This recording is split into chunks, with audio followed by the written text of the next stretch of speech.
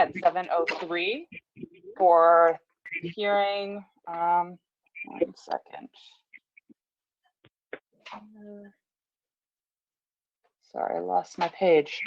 Okay, so for the NOI 1650347 filed by William Chapsling for proposed construction of a single-family house and associated work within BVW buffer zone with regards to Lot 1 West Street and known as Map 3D1 in the town of Granby.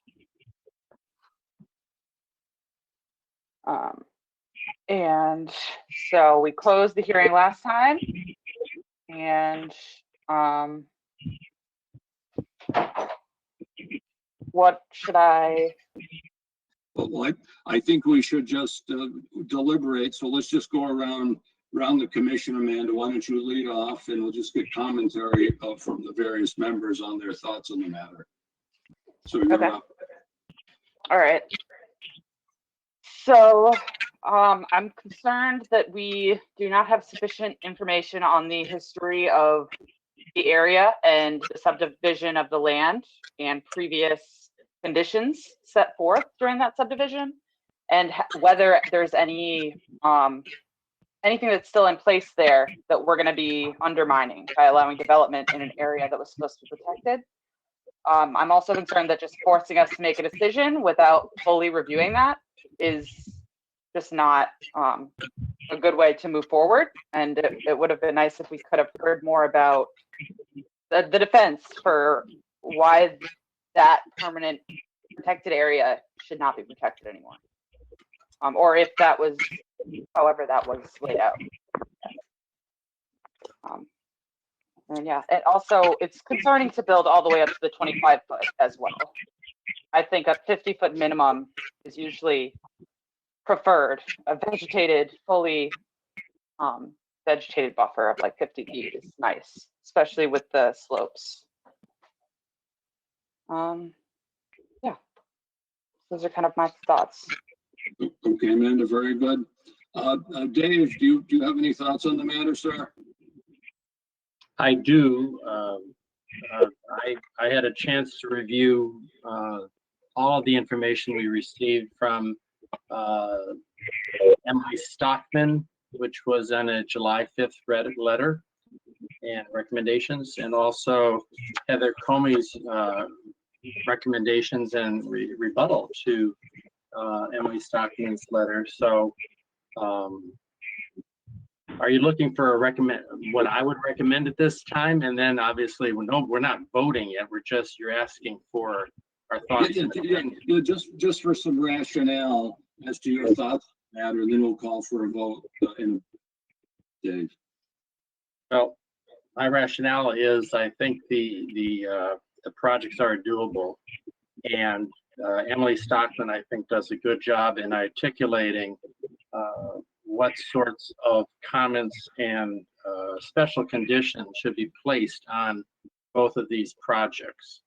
So I understand the commentary that what happened in the 90s isn't exactly correct today. And Bill, I think what you said when you had the town council give their recommendations that we probably can't go down that road too far. So the rules and designation of that wetland has been redefined by the state, and I think we have to follow the new guidelines. So again, coming back, I think Emily Stockman's recommendations are good ones. Now we can go through them in more detail to articulate what actually gets applied to the special conditions. But in general, I agree with what her recommendations are. So, if I might clarify something, yeah. What the city solicitor had reviewed was the designation as a perennial stream and whether it has riverfront status. They did Right. not review what was recorded as being permanently protected. Those are two different things. We're not arguing that it's a perennial stream and that it deserves riverfront status. We're arguing, or I guess I'm kind of arguing or concerned that there might be a stipulation that permanently protects a 100-foot buffer of that area, and there were bounds set, and it's recorded on the deeds and stuff. And so further review of that was my concern. Okay, well, I'm just reiterating my understanding what Bill's commentary was last meeting from the attorney's review. So I probably didn't understand it as thoroughly as you did, Amanda, but that's what I was referring to. Okay, I just wanted to clarify. Yep. So those are my thoughts, Bill. Okay, Dave, thank you. Mr. Shoemaker, Kevin, any thoughts on your end? Yes, yes. Can everyone hear me okay? Yes, very well. Sure. Go ahead, Kevin. Yeah, I'm sorry I had to call in. I'm on an abbreviated version of a vacation, but no problem being here today for this. So I went over the Wetlands Protection Act and found a section, it was section 10-57 on land subject to flooding. And I think this parcel of land falls into that area. You know, every year it's becoming the new normal for these flash flood storms. I've recorded, and I'm a really good record keeper, 8 separate events this year of more than 1.5 inches of rain. Out of those 8 events, half of them were 2, 2.5, 3 inches of rain. This area is, very sensitive wetlands, and I'm not a wetland scientist. I studied the basics as an undergrad at UMass. We all know that wetlands, the function is one of the most important functions is to serve as a buffer for flood control. And we need to, think really, really hard about protecting this area, this parcel of land. I know the area well. I used to commute, at my previous job, I used to commute on West Street. I've seen it hundreds of times. It's thickly forested.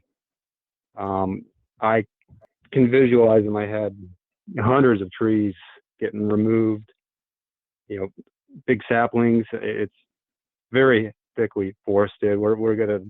There's gonna be habitat destroyed. It's gonna be changed, whether the wetland disappears or partially disappears. I'm from my point of view, moving forward with this project, it's gonna change it, and we're sending the wrong message if we, keep approving projects like this. We got to stop thinking about tomorrow and, think about maybe 10, 20, 50 years from now. We're keep losing wetlands. We need these. We got to think about, the effects it's going to have on, not just the abutting neighbors, but downstream and, the wildlife habitat. And that's really concerning to me is, this plot of land does not look suitable for building. I just don't see how the wetland is going to survive. A potential homeowner is they're going to do whatever they want. There's going to be nobody to police up how they use their land. Order of conditions or not, they're going to do what they want. That's right. So, that these rainstorms we're going through right now, July, we're at a record. We're, depending on where you are in the valley, we're well over 11 inches for the whole month. I mean, that's a record. Some people are at 12, 13, 14 inches and recorded history for Westover. It's the new normal for these flash floods where these wetlands are important. We can't just destroy them. And that's, that's my biggest concern. That's all I got to say about that. Okay, Kevin, thank you for your thoughtful remarks on this. Let's see, Mr. Ed Chapman, what's your thoughts on this? Got to open up your mic, Ed, please. Thank you.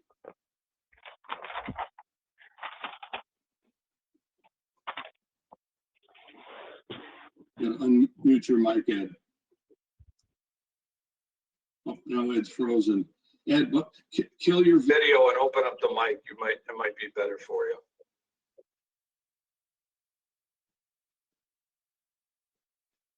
Open the mic up.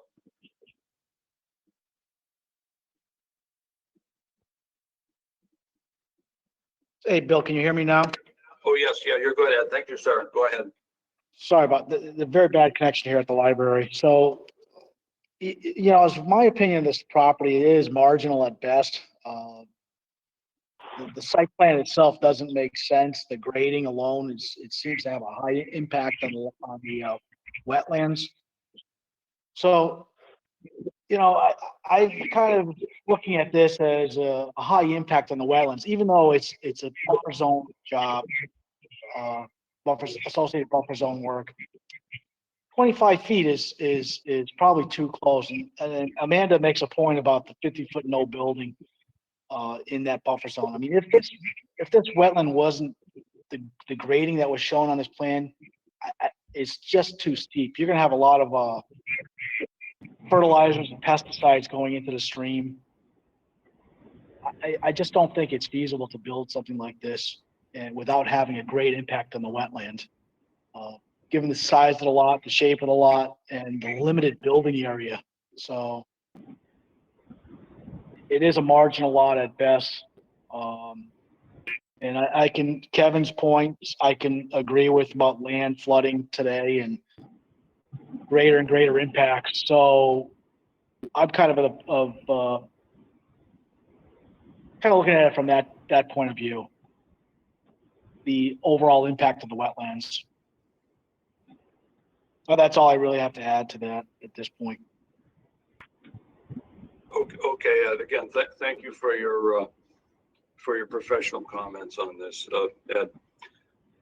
Okay, I guess I'm last here. You know, after our meeting 2 weeks ago, I was trying to think out of the box how to get this project to work. Actually, I took time to draw up a couple of sketches with 50-foot offsets off the wetland line where we could put in, or the owner could put in a retaining wall or some sort of structure to help mitigate flow off the artificial slope that's to be built at 6-to-1. And I actually drew it in for lot 1 as well as the second lot.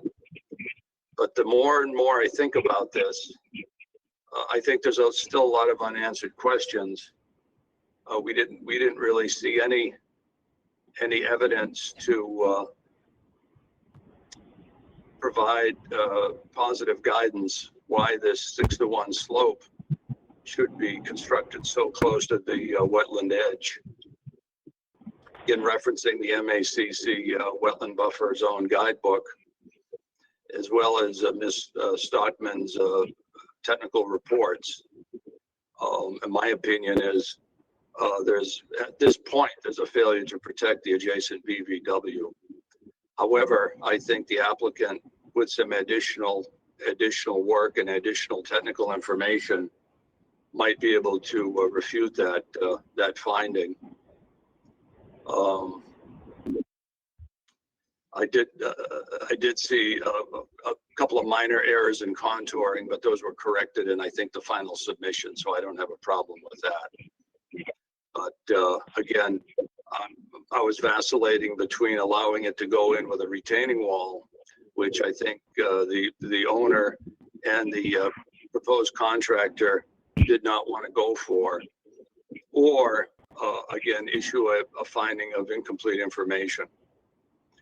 And I think regardless of the outcome on this, we're probably looking at an appeal on behalf of the applicant, which probably would be well stead, because I think if we approve the 50-foot buffer zone offset with a retaining wall, they would find that to be too arduous an outcome, and they would appeal that. And certainly the incomplete information finding, they will appeal that as well. So I think regardless of which avenue the commission takes, there'll be an appeal on behalf of the owner. That's the way I see it, folks, and I appreciate everybody's comment. Amanda? What would you like me to do? Well, I think, do we have any motions one way or the other on this? Do I hear a motion either to approve with conditions, or do I hear a motion to deny?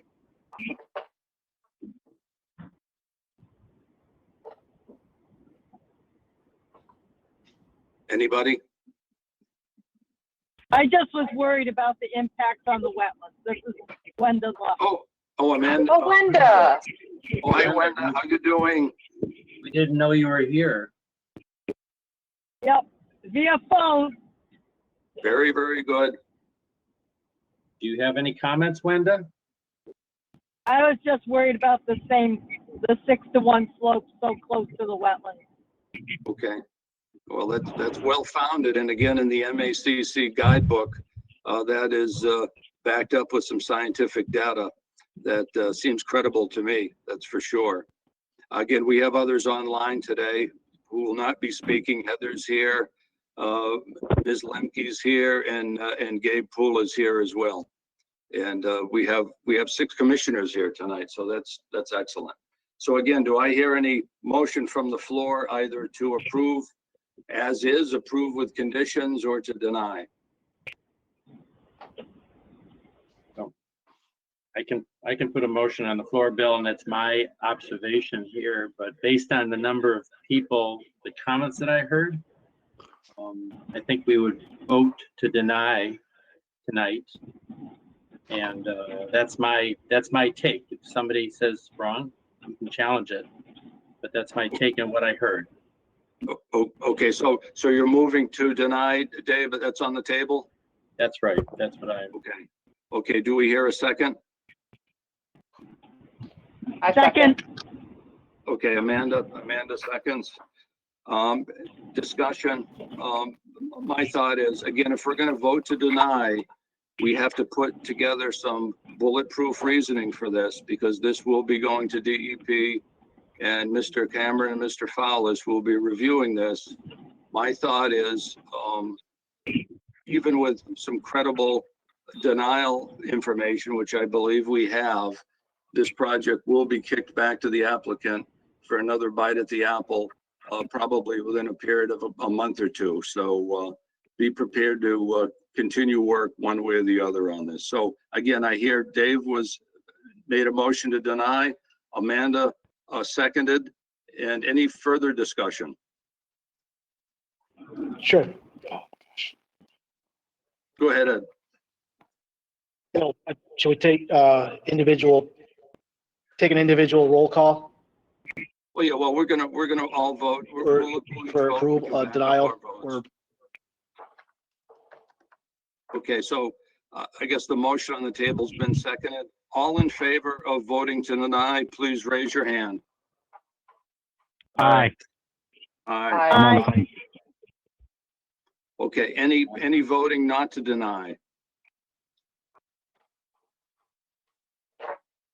Ed, are you voting to deny or not deny?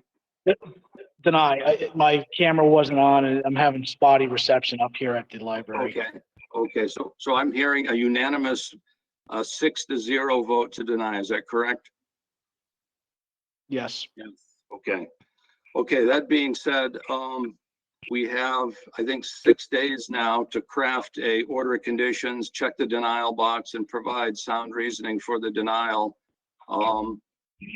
I would be happy to type that up if you'd like, and then we'll have to get that signed and delivered to DEP prior to 21 days after our closure of our hearing, which was on the 14th, I believe.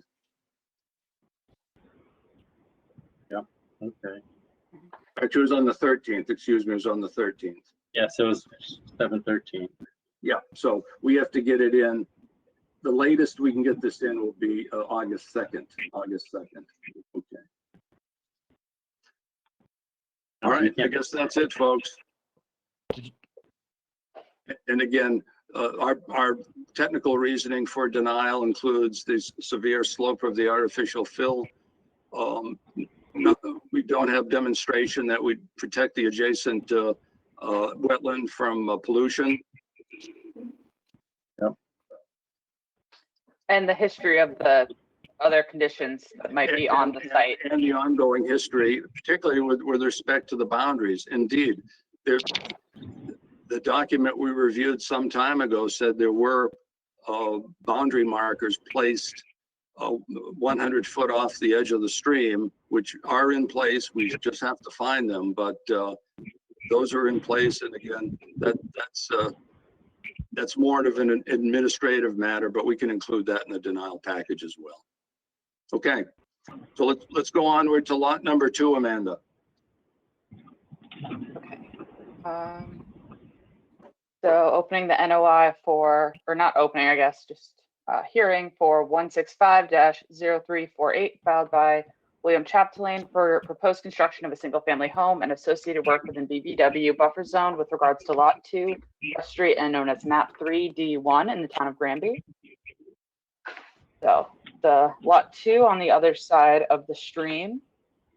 There were some similar concerns that were placed from abutters with other restrictions that they had for permanent no disturb things that I just think should be fully vetted to ensure that there's no contradiction of where things can and cannot be altered from past permitting and development of the area. And also with the vernal pool so close, it is important to have resource habitat, upland habitat for those species when they're not during breeding season.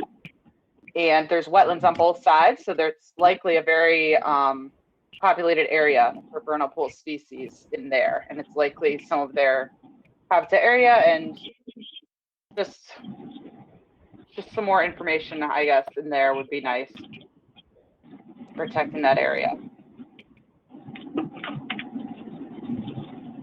Okay, anything else, Amanda? No, that's it. Okay, Dave, any comments? My comments are similar to that I had from lot 1 to lot 2. So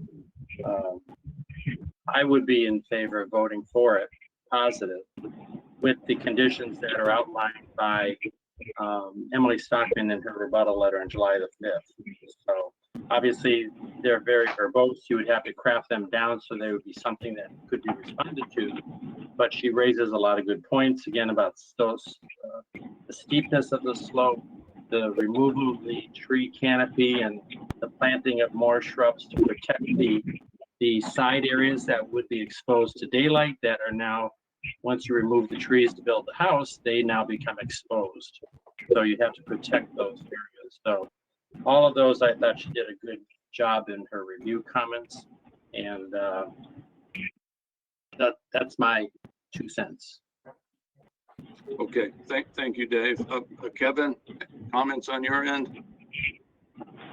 Yes. Once again, I'm not convinced building in there is not going to have a permanent effect on the wetland. The human behavior. Human behavior can change a wetland, and the removal of so much, forest vegetation is very likely, in my opinion, to make an impact. Plus, all the details that yourself and Ed have done a better job of illustrating from an engineer's standpoint, which an engineer I am not. I very concerned about the negative impact we can have on this wetland. That's all I have. Okay, again, Kevin, thank you. Mr. Ed Chaptelaine, Ed? Sure. Kind of in the same thought process as Kevin and Amanda on this front site. It's marginal at best. The impact of the development would have a negative impact on the wetlands that are there now. And as Kevin said, human nature, just to expand upon their yard might impact the wetlands, even though I think we could craft some restrictive covenants, not restrictive covenants, but restrictions and easements that might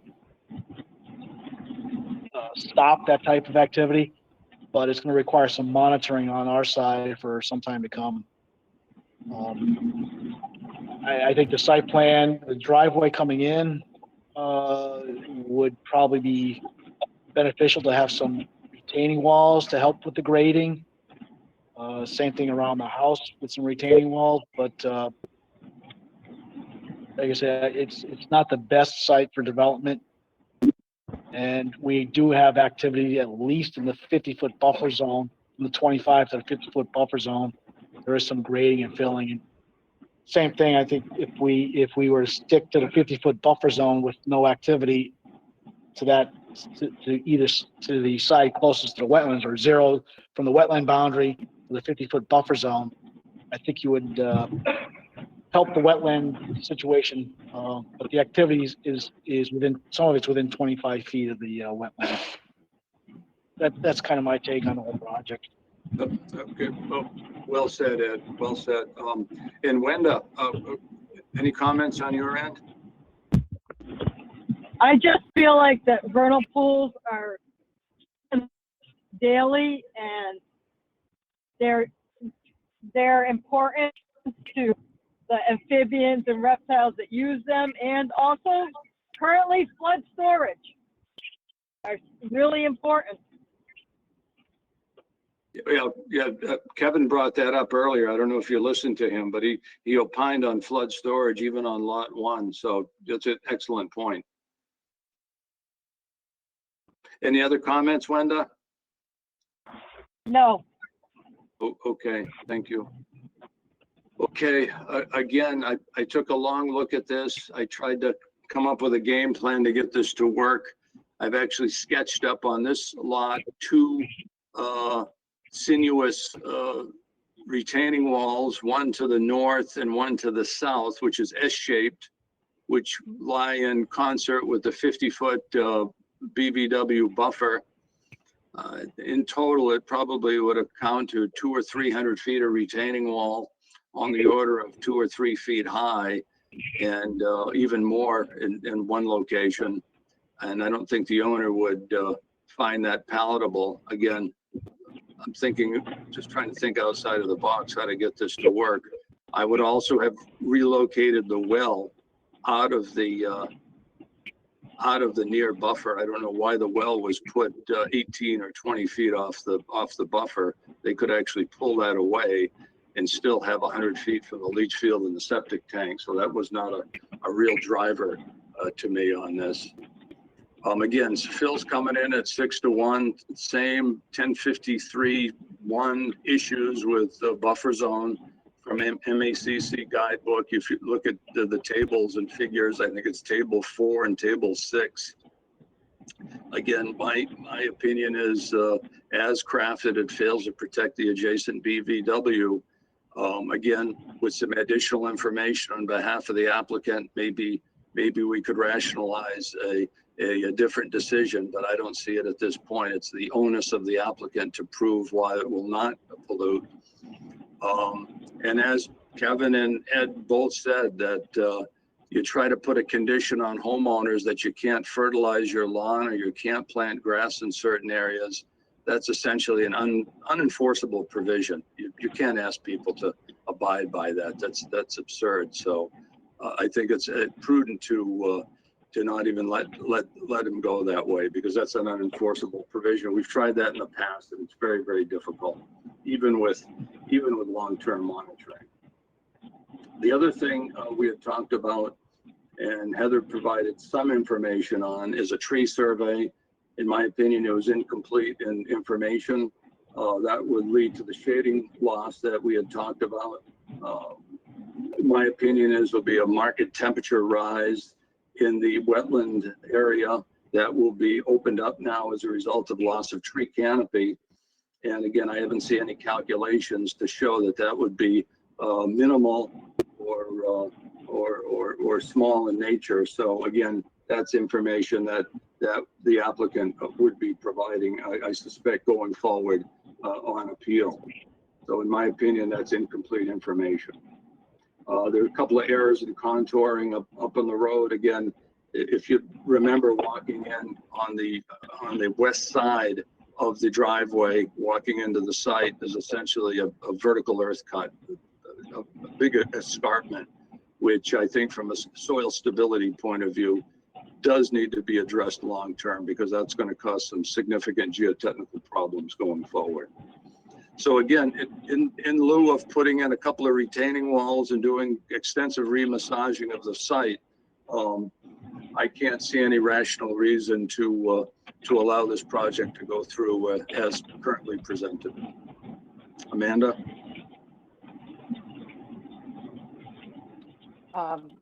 So I guess we're at the point of voting and making a motion. Unless we had any other comments? No? Yeah, any comments from the commissioners? None for me. None.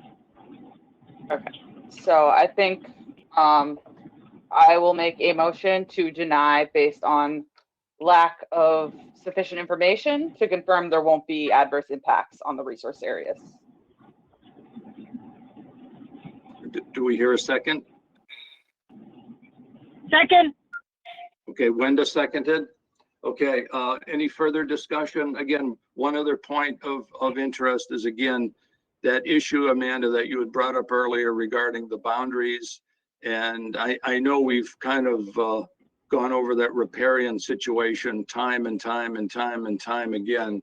But again, it's still a lingering doubt, even though town council, who did a fine job in providing legal review, there's still some doubt in my mind whether or not that those conditions that were crafted and entered into the registry of deed documents are, again, we believe they're invalid, but I don't know if I'd bet the farm on that. So any other comments from anybody? Well, I would also say that the deed research, we did not hire specialists to go and do all the deed research for us because it's not our burden of proof. It is the applicant's burden of proof. And so they need to convince us that there aren't other limitations. And we have heard several things. I did not see anything in my own research that this side had the 100-foot barrier marked off, but the individual properties did have orders of conditions put on them limiting their buffer zone impacts. So to the extent those might have ramifications and whether we're going to be undercutting their current buffers is my concern. Point well taken, Amanda. Any other comments on behalf of the commissioners? Okay, hearing none, we've had a motion and a second. So all in favor of denying the project for a lot 2, which is it 0348, Amanda? Yes. Yeah, 165-0348. All in favor of denying, raise your right hand. Aye. Aye. Aye. aye. Anyone in opposition?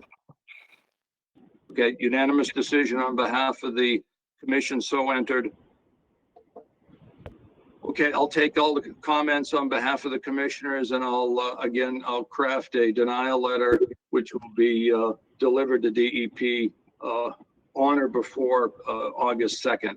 Again, has to be signed. I suspect, again, what's going to happen is going to go to Mr. Cameron, Mr. Fowlis, and based on insufficient information, this will go back to the applicant for, again, I suspect another go at it this fall. So that's fine. That'll be fine. Okay, folks.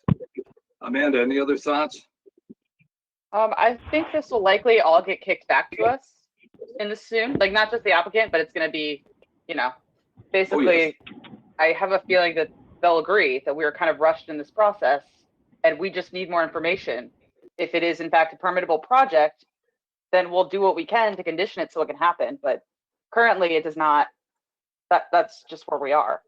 Yeah, that's an excellent point. Frankly, I wish that the applicant didn't, for lack of a better word, push us to close 2 weeks ago, because I think if we had gone through a couple more iterations on the design, we could have come up with a workable solution. But I suspect after the appeal and a decision by DEP going forward is issued, we'll probably be back in the same boat here. So one way or the other, we'll be revisiting this project, I'm quite sure. Okay. So I guess that's it for tonight. Ed, if you're listening, just quickly, Ed crafted a nice document on the boundaries. Ed, why don't you opine on that a little bit? That was an excellent document Sure. you crafted. So I was going through some other bylaws in towns close by, particularly Hamden, Massachusetts. And I've seen this in Palmer and other communities where they require the applicant to set the boundary markers of the wetland restrictions prior to any issuance of a order of conditions. So I went through their guidelines, basically copied it and changing the word Hamden, Mass to Granby, Mass. I also contacted Chicopee Conservation. They have some interesting signs that they put up. I'm not sure. I don't know if you guys can see that. That's something that they require to be posted on their wetland projects, just to notify the homeowners that, hey, this is a protected area. So as we move forward on projects like this, and you know, I was kind of back and forth on this as far as whether the project needs to be approved or not. And if we had approved, I was ready to set forth these monument requirements to be installed prior to any activity, especially when this happened to us on Bachelor Street, where the homeowner got, I won't say stuck with, maybe that was their agreement, but the homeowner's response for installing the concrete monuments prior to her getting the building permit. I think she was kind of blinded by that. So I think moving forward on kind of projects like this, whether it's a developer or a landowner, that, hey, you need to install these monuments first before you can get anything going further. At least if they do sell it, then the homeowner will be. We can make that a condition, that they Correct. do that before it's sold, because that's often the way it is. People will purchase it, get the permit, and then sell it to someone else. Right, and that burden falls on them, and they're blindsided, they have no idea what to do. And so we had to put that person along with those monuments, I believe, how to get that done. So I think we can avoid that in the future, whether it's this project or any other project, that we need to be set stone. This is what we want done, and it's by the book, and this is every project, not just one particular project.